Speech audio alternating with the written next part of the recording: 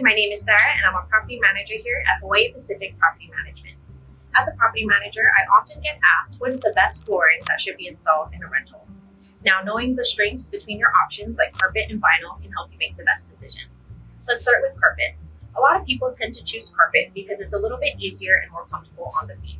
It's also more cost efficient, where carpet is a little bit more affordable to install and replace over vinyl. So this makes it a great option for areas like your bedroom or your living room. Now let's go over vinyl.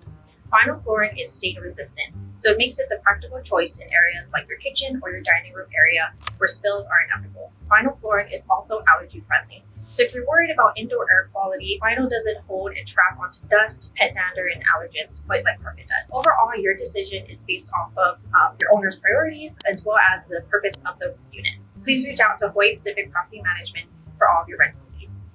Thank you.